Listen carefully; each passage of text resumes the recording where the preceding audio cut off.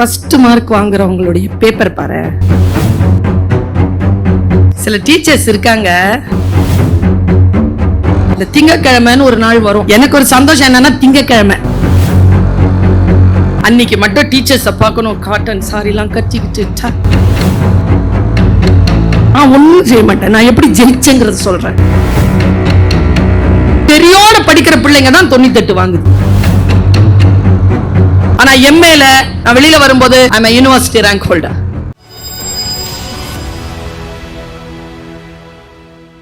Cover கவனம். Test வைக்கிறாங்களா? வாரம் வாரம் வைக்கிறாங்களா? சூப்பர். டெய்லி வைக்கிறாங்களா? சூப்பரு. என்ன செய், இந்த ஃபர்ஸ்ட் மார்க் வாங்குறவங்களுடைய பேப்பர் பாரு. ஐயோ, இந்த டீச்சர்ஸ்க்கு எப்படித்தான் அந்த அழகான கையெழுத்து வருமோ.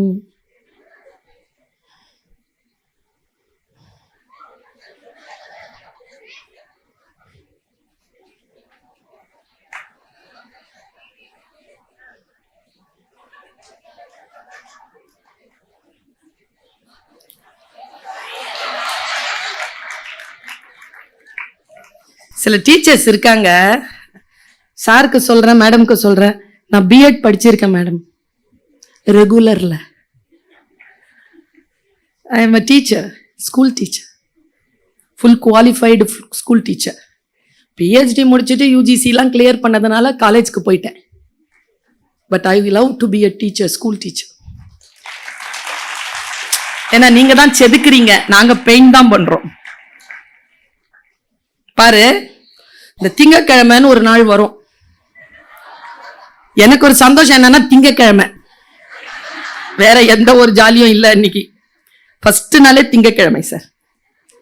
அன்னைக்கு மட்டும் டீச்சர்ஸை பார்க்கணும். காட்டன் சாரிலாம் கட்டிக்கிட்டு ரொம்ப அழகா வருவாங்க. வந்துட்டு நம்ம காரிடர்ல நடப்பாங்க. கையில வந்து நாம எழுதின வெள்ளிக்கிழமை எழுதின சனிக்கிழமை எழுதின பேப்பர் இருக்கும். அதுக்கு பின்னால் ஒரு அட்டெண்டன்ஸ் இருக்கும். குட் மார்னிங் சொல்லிட்டு வச்சுட்டு, நல்ல டீச்சரா இருந்தா மோனிஷா, சுரேஷ், காயத்ரி, சாய்ரா பானு, ஸ்டெல்லா மேரி அப்படின்னு சொல்லிட்டு கொடுத்துருவாங்க. என்ன மாதிரி நல்ல டீச்சரா இருந்தா மோனிஷா 63, காயத்ரி 42, சாய்ரா பானு 34 சொல்லிட்டே இருப்பாங்களா. அதுல ஒண்ணு இருக்கும், அது எப்பவுமே 98 வாங்க. சரியா? 98 வாங்க. உடனே அவங்க பேரை சொன்ன உடனே அது எழுந்திருச்சு நிற்கும்.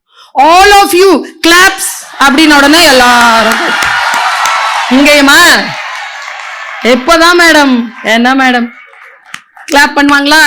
அது கொஞ்சம் நேரம். அதை நான் ஒன்றும் செய்ய மாட்டேன். நான் எப்படி ஜெயிச்சேங்கிறத சொல்றேன். நான் எப்படி ஜெயிச்சேங்கிறத சொல்றேன். நான் அவளையே பார்ப்பேன்.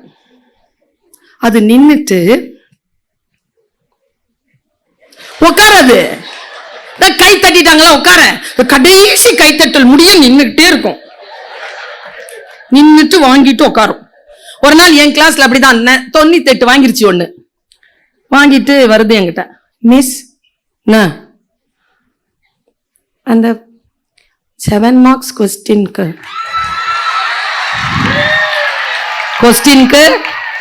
5 மார்க்ஸ் போட்டிருக்கீங்க மிஸ்.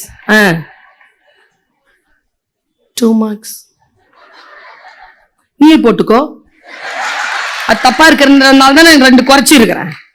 அதுக்கு என்னன்னா, அந்த 2 மார்க் கூட போக கூடாது, 100க்கு 100 வந்து விழுந்துடணும். அப்படி வெறியோட படிக்கிற பிள்ளைங்க தான் 98 வாங்குது. சரியா? என் கிளாஸ்ல திட்டேனா போ அப்படின்னு திட்டேனா, அது போய் உட்காந்துட்டு புழிய அழுவுது. அது பக்கத்துல ஒண்ணு உட்காந்துக்கிட்டு கேன்னு சிரிப்பு. நான் அதை கூர்ந்து பார்த்துட்டே இருந்தேன், ஏன் சிரிக்கிறான்ட்டு. அது கேக்குது, ஏன் அழுவுற? 2 மார்க் குறைஞ்சிச்சு, எங்க அப்பா திட்டுவார். இந்த மிஸ் வேற திட்டாங்க. அது நல்லா தான் எழுதி இருக்கிற, 2 மார்க் ஏன் போச்சு? சி லூசு, அழாத.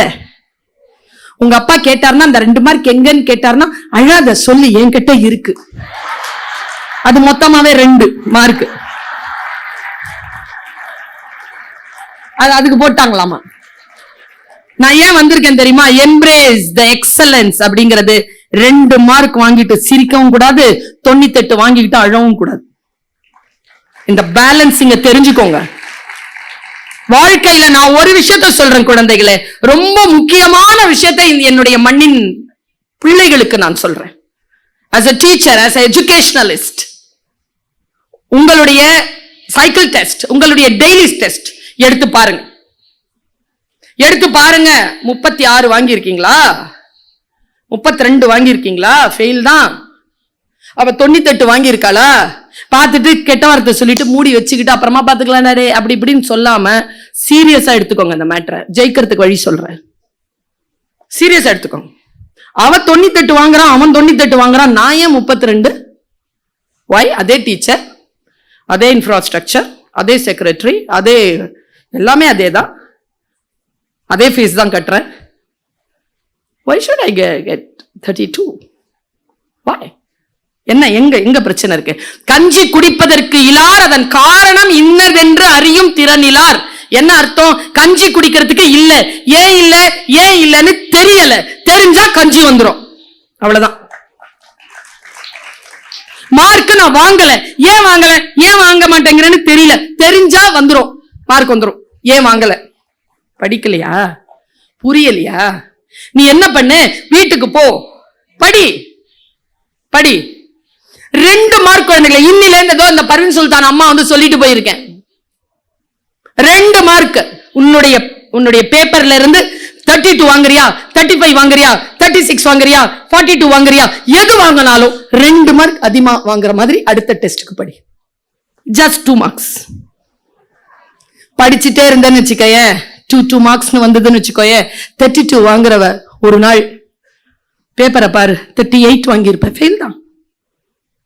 அப்போ அந்த திரும்பி பாரு, அந்த 98 வாங்கினது, அது ஒருவேளை 92 வாங்கியிருக்கலாம். அதுதான் ஃபர்ஸ்ட் மார்க். வின்னிங் ஸ்ட்ராட்டஜி நான் சொல்றேன். 98ல இருந்து 92 அவன் தோக்குறான், 32ல இருந்து 38 நீ ஜெயிக்கிற. ஷோ ப்ரோக்ரஸ் குழந்தைகளை, ஷோ ப்ரோக்ரஸ். அதனால்தான் உன்னுடைய ரிப்போர்ட் கார்டுக்கு ப்ரோக்ரஸ் ரிப்போர்ட்னு பேரு. It is not mark sheet, it is not mark report, it is a progress report. நான் 55% தான் 10th.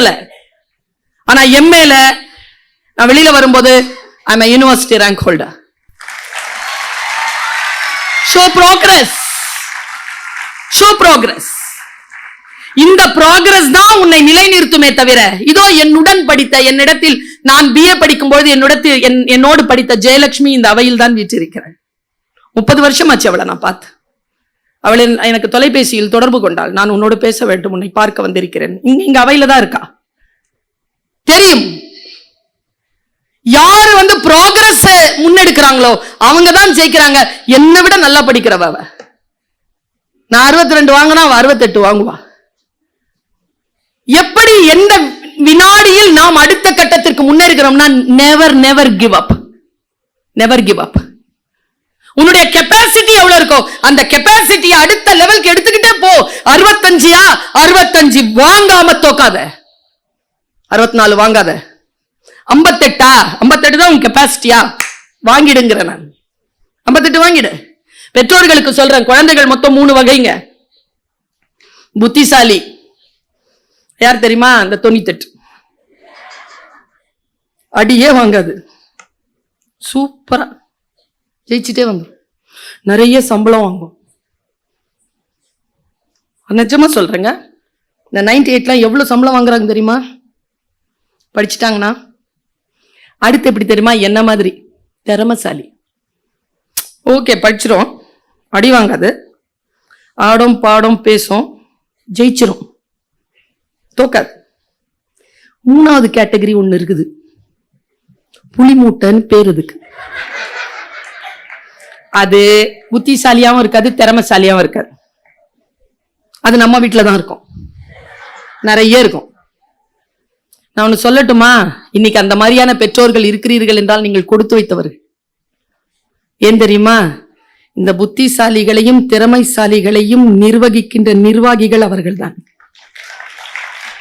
Have faith on them. Have faith on them.